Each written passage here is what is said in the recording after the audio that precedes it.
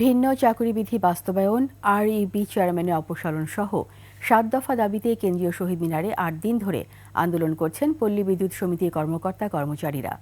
আন্দোলনকারীদের সাথে একাত্মতা জানিয়েছে নাগরিক ঐক্য। এদিকে পল্লী বিদ্যুতের কাঠামোগত সংস্কার পর্যালোচনার কমিটি গঠন করেছে মন্ত্রণালয়।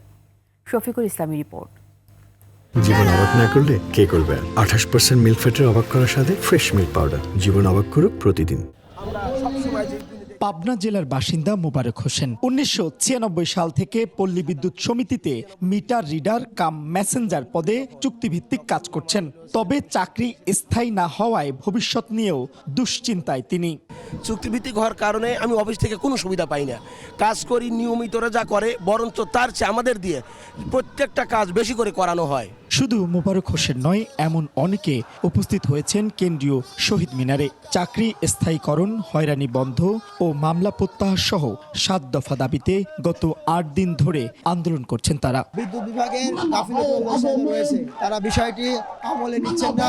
আমাদের যে সংস্কার কার্যক্রম এর মূল বাধা আমরা মনে করছি যে পল্লী বিদ্যুতায়ন বোর্ডের চেয়ারম্যান সাহেব। কর্তৃপক্ষের কাছে এই যে ন্যায্য দাবি দেওয়াগুলো উঠিয়েছি, এই কারণে আমাকে চাকরিচ্যুত করা হয়েছে। দুপুরে কেন্দ্রীয় শহীদ মিনারে আসেন নাগরিক ঐক্যের সভাপতি মাহমুদুর রহমান মান্না।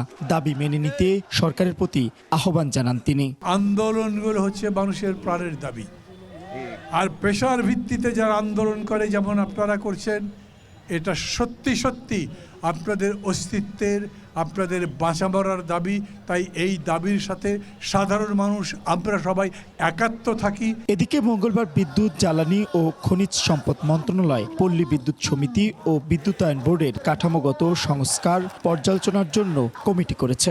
ঈদুল আজহার ছুটির আগেই কমিটি সংশ্লিষ্ট সব পক্ষের সঙ্গে আলোচনা করে রিপোর্ট চূড়ান্ত করবে। মোহাম্মদ শফিকুল ইসলাম, ২১ টেলিভিশন, ঢাকা।